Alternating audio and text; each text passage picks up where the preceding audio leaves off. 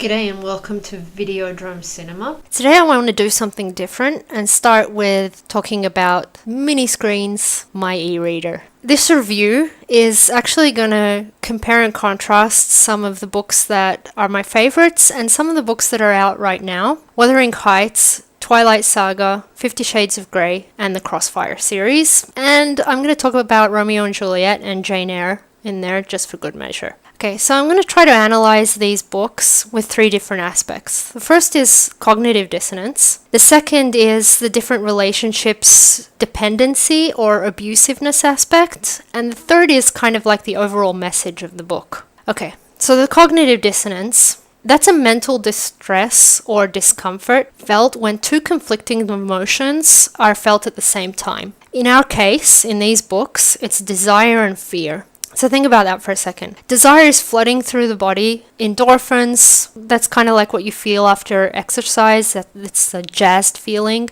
Dopamine, it causes euphoria. Serotonin is the happiness hormone. And oxytocin is responsible for the butterflies in the stomach. So in us girls, this is the chemical process called desire. Now mix in fear. That's muscle spasms, stomach cramps. And that's not a specific fear of, say, a spider, but the fear of something that's kind of like lurking in the dark, the fear of the unknown. The cognitive dissonance arises for the heroines of these books when the positive and negative connotations of the emotions go head to head. Translating these to the specific books, the reader, right along with the protagonist, because we're reading it usually from their POV, is forced to find a way to soothe these two emotions, usually by incorporating them into one. This is why every little girl likes bad boys. They turn us on and they're dangerous. So how does this relate to the before mentioned books? Well, Heathcliff, Edward, Christian, and Gideon are all bad boys. The story's basic arc in these books is that boy meets girl,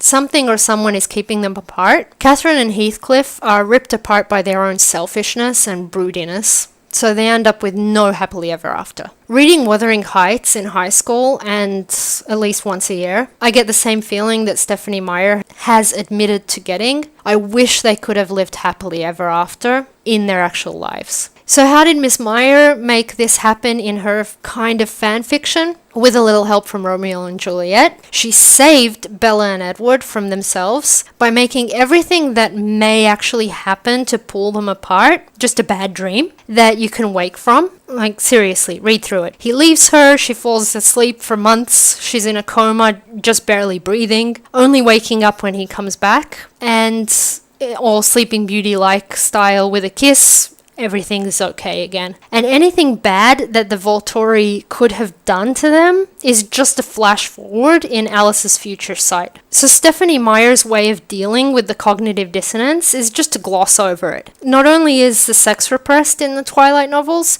but an actual working solution or resolution is too. Okay, and then came E.L. James with her fanfiction, where Edward is now Christian. He wasn't just a brooding stalker like Edward. He says, I like to whip little brown-haired girls like you because you all look like the crack whore, my birth mother. He's actually physically abusive, not just emotionally that. Okay, I love alpha male bad boy characters. What woman doesn't, right? Why? They're dark, they're dangerous, and they turn us on. This is where the cognitive dissonance comes from. From the fact that the reader knows there's something wrong with this relationship, but the whole thing is still a turn on. You feel the adrenaline increase, you feel the unknown and the lurking danger. It kind of like sits deep in the pit of your stomach, and while your heart's clenched and you ask right along with Anastasia, because it's actually written in her POV, what's the worst thing that I would have to endure if I was to stay in this relationship? How far would he push my boundaries? Okay, so while the sex shops might be glad that 50 Shades of Grey introduced a whole new group of women to light bondage and upped their sales, I'm not down with the way the cognitive dissonance is soothed in Bella's or Anastasia's case. Catherine and Juliet die. They're burnt to a crisp in the intensity of their love affair, so the dissonance disappears. It becomes a tragedy, not a love story. The second Catherine's and Heathcliff's story would have ended with, and she chose Heathcliff, and they lived happily ever after. The dissonance would have remained. Them both dying, that's the resolution that seems grounded in reality. But then the they lived happily ever after doesn't work. Bella and Anastasia survive, but at what cost? What does happily ever after mean for them? The argument can be made that they become the definition of Stockholm Syndrome, where abused wives, girlfriends, hostages express sympathy, empathy, or even love for their abusers or kidnappers. Okay, so we've got some major brooding alpha stalker male mojo going on with Christian, but he's also sexually damaged.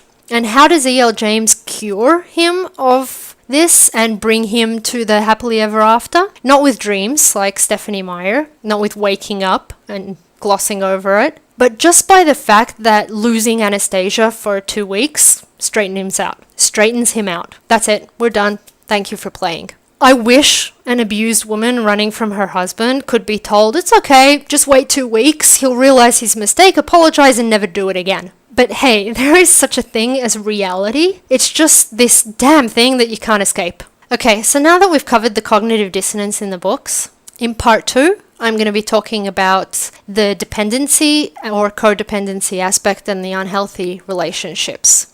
Stay tuned and listen. Thanks. Bye.